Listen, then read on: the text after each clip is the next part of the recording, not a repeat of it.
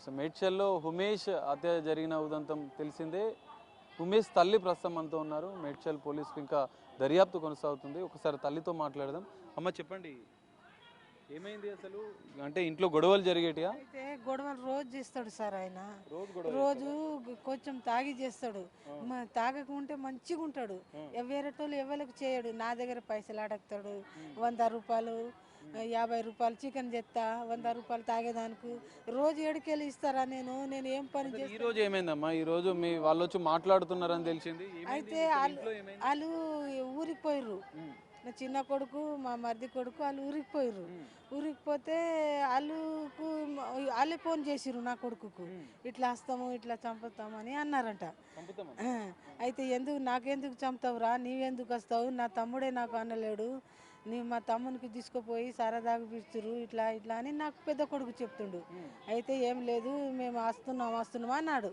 వాళ్ళు అన్నారు ఏవట్టిగా అంటారు అని మేము చికెన్ తెచ్చినాము, మంచిగా తిన్నాము, పెద్ద కొడుకు కూడా తిన్నాడు.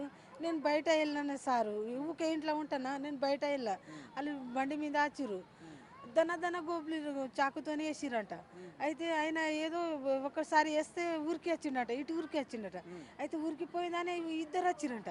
ఇద్దరు వచ్చి రోడ్డు మీదనే మొత్తం చేసిరంట సారు. నాకు మొన్న పొడిచిడు సారు, నాకు తెలియదు సారు. అంతమంది ఉన్నప్పుడు నేను చూసే వరకు మంది ఉన్నారు సార్, అప్పుడు వచ్చిన సార్. మా చిన్న కొడుకు మరి చదువుకుంటాడని తెలుస్తుంది, మరి ఎందుకు ఇంత ఇట్లా కత్తులతో ఎందుకు? అమ్మ నాన్నకు అంత సతాడించుడు ఎందుకు, అట్లా చేసుడు ఎందుకు? అమ్మ ఇంటికి చంపుతానని నాకు కూడా చెప్పిండు. ఏమని చెప్పిండు ఇంతకుముందు? రాకేష్ చంపేస్తాము, నేను ఉన్నా కదా, మీకు అందరికి చూస్తాను, వదనకి కూడా చూస్తా, వాళ్ళ పిల్లలకు చూస్తా, వద్దు రా జైల్లో ఉంచుతాము 10 సంవత్సరం అట్లా వద్దు, అట్లా మనకు పాపం తెలుగుతుంది, వద్దు అని నేను అన్నా. కాదు అమ్మ అని అన్నాడు. చేయనని నేను అనుకున్నా సారు, ఇట్లా చేయనని అనుకున్నా. ఇదే సారు మాకు ఏం గొడవ చెప్పలే. మనం ఇద్దరు కొడుకులే కదా, చంపొద్దు, ఏదంటే కేసులు పెడదామని చెప్పలేదు అన్నా సారు. కేసు వేస్తామని రాత్రి వచ్చినాం ఈడ మేడం దగ్గర, ఇవాళ కేసు వేస్తామని అనుకున్నాం సారు. వాళ్ళు వచ్చేసిర్రు సారు. కేసులా 10 సంవత్సరం జైల్లో ఉంచుతాం రా, మనం ఎప్పుడు యాద వచ్చినప్పుడు చూసి వస్తామని అనుకున్నా సారు. వాళ్ళు అవి అప్పుడే వస్తానని నాకు తెలియదు సారు. ఇంకంతే సారు, ఏం లేదు సారు. అంటే ఇంతకుముందు ఎప్పుడైనా మాట్లాడిరా గొడవలు అయినప్పుడు, అరే ఇట్లా వేధించొద్దు, ఎక్కువ తాగుడికి బానిసై ఇట్లా గొడవలు అవుతున్నాయని చెప్పి మీ ఫ్యామిలీ వాళ్ళు కుటుంబంలో అంతా కలిసి కలిసిరు? వాళ్ళు వచ్చిర్రు. నా మరిది కొడుకు, ఆయన మరిది కొడుక లచ్చు, వాళ్ళు అందరు వచ్చిర్రు. నా కొడుకు నా మరిది కొడుకే పొడిచి. నా కొడుకు పేరు రాకేష్, మరిది కొడుకు పేరు మీద లచ్చు. ఇద్దరే చేసిరు సార్. వాళ్ళు ఇద్దరు ముగ్గురు వచ్చిరు కానీ వాళ్ళు చేయలేరు సారు. వాళ్ళు భయపడ్డారు, వాళ్ళు చేయలేరు, వీళ్ళు ఇద్దరే చేసిరు సారు. మరి ఇట్లా మా నీ పెద్ద కొడుకునే ఇంకో కొడుకు చంపిండు, మరి ఇట్లా ఇంత ఏం చేయాలి సార్? ఇక ఏం చేస్తా సార్, ఇక చంపేసిండు, నేనేం చేయాలి? ఇక ఇద్దరు పిల్లలు ఆయనకు, ఎంతమంది పిల్లలు? ఇద్దరు పిల్లలు అనాథలు అవుతారు. మరి మీ చిన్న కొడుకు నువ్వు చెప్పలేదా అట్లా చెయ్యొద్దు అని చెప్పి? ఇంతకుముందే నీకు చెప్పిండు అని చెప్తున్నావు కదా, అట్లా చెయ్యకరా, ఏదో కేసు పెడదాం మారుతాడు అని చెప్పి ఏం చేయలేదు? ఎంతో కేసులు పెట్టినాం సారు. 5 సార్లు జైల్లో ఉంచినాం. 5 సార్లకి నేనే తీసుకొచ్చిన. ఎన్నో పైసలు తీసుకొచ్చి 5,000 10,000 గట్టి తీసుకొచ్చిన సారు. మళ్ళా దుబాయ్ పోతామని అన్నాడు సార్ చౌదీ. 60,000 కట్టిన సారు చౌదీ పోయి వస్తా అంటే. మళ్ళా కట్టినా మళ్ళీ బొంబాయి నుంచి పోయిరు సారు. నా కొడుకు, మా తమ్ముడు, మా ఆయన ముగ్గురు పోయిరు బొంబాయిలకు. ఆడ పోయి నేను పోను, నేను 2 సంవత్సరం పోయి వస్తారు, 3 సంవత్సరం ఉండనని ఆయన వాళ్ళకు అన్నారట. అయితే వద్దా అన్న, మీకు వద్దు, మళ్ళీ తోలేసిర్రు. మళ్ళా 10 రోజులు అవుతుంది సారు బొంబాయి పోయి వచ్చిండు. 10 రోజులు అవుతుంది సారు. ఇప్పటి నుంచి మంచిగా ఉంటా అని ఎప్పుడన్నా చెప్పిండా మీకు? ఇప్పటి నుంచి మంచిగా ఉంటా అని అన్నాడు. మేము ఏం అనలే. నేను ఒక్కసారి అన్నా, ఇట్లా ఎందుకు పోయి వచ్చినావు రా, ఖర్చు చేసినావు అంటే ఫోన్ పలగొట్టిండు, గోడాకేసిండు, పలిగింది ఫోను. మళ్ళీ ఫోన్ మంచిగా చేపియాలి, నేను కంపెనీకి పోతా అన్నాడు.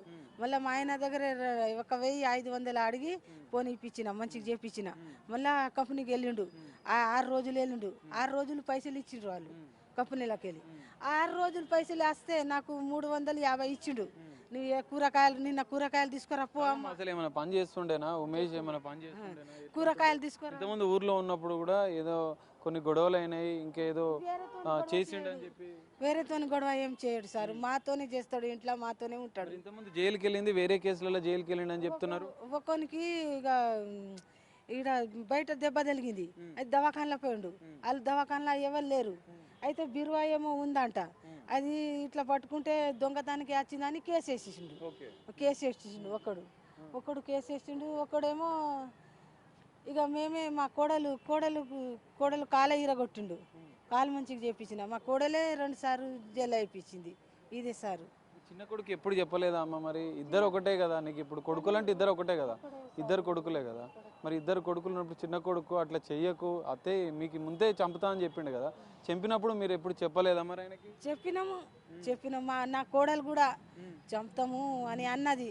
వద్దేపి ఇంకా రేసంలా అని అంటాం సార్, నా కోడలే కానీ చంపుతా అని అన్నారే కానీ చంపారని మాకు తెలుసు, కానీ ఇట్లా చేస్తారని తెలియదు సార్. అట్లా ఉన్నాము సారు, కోపంలో భయం చెప్తారు అని అనుకున్నాం, కానీ ఇట్లా ఫస్ట్ వచ్చి చంపుతారని మాకు తెలియదు సారు. మిమ్మల్ని కొట్టేవాళ్ళమ్మా, ఎందుకంటే తల్లిని చెల్లని మధ్యాహ్నానికి అంటే బాగా తాగి కొట్టేవాడు అని చెప్పి కొట్టుండు రాత్రి తల మీద కాలుతోని కొట్టుండు ఒక్కటేసారి, మొత్తం చుక్కలు వచ్చింది నాకు. అయితే మా బిడ్డ బాత్రూంలో ఉంది, అమ్మకేంది కొడుతున్నావురా అని అన్నది మా పెద్ద కొడుకు. నీవెవలే అట్లా జుట్టు పట్టుకున్నాడు. కొట్టేవాడమ్మా, అసలు మిమ్మల్ని ఎందుకు కొట్టేవాడు? కొట్టాడు, ఆయనకి ఏమవుతాడో ఏమో, మెంటల్ భార్య కూడా మెంటల్ అవుతాడు జర సేపులో. అయితే ఇట్లా పట్టుకున్నాడు 2 దెబ్బ కొట్టిండు. మళ్ళీ బయట ఊరికినాం మేము, బయట ఊరికితే మళ్ళీ బయట కూడా కొట్టిండు మా చెల్లెకు మా బిడ్డకు. అయితే ఈడ వచ్చినాము వీళ్ళేమో అన్నారు, రేపు రారి, రేపు సార్ ఉంటాడు, ఆయన 10 సంవత్సరము 2 సంవత్సరములు జైల్లో ఉంచుతామని అన్నారు. ఇదే ముచ్చట మీద ఉన్నాం మేము. వాళ్ళు ఇలా చేసారు, ఇట్లా అయిపోయింది. ఇది పరిస్థితి. ఉమేష్ తల్లి చెప్తుంది, కుటుంబ వివాదాలనే తరచూ మద్యానికి బానిసై తమపైన దాడి చేసేవాళ్ళు, తమల్ని తీవ్రంగా కొట్టేవాడు, తల్లిని చెల్లిని భార్యను అనేక రకాలుగా ఇబ్బందులు పెట్టేవాడు. అందుకే తన చిన్న కొడుకు కూడా ముందే చెప్పాడు, కానీ ఇంత దారుణంగా హత్య చేస్తాడు అనుకోలేదు. కేసులు నమోదు చేస్తే జైలుకు వెళ్తే మారతాడు అనుకున్నాం, కానీ తన కొడుకుని తన చిన్న కొడుకే హత్య చేస్తాడు ఇంత దారుణంగా అని చెప్పి అనుకోలేదంటూ ఆ తల్లి తీవ్రంగా రోధిస్తున్న పరిస్థితి కనిపిస్తుంది. కెమెరామెన్ హరీష్తో కలిసి సాగర్, బిగ్ టీవీ.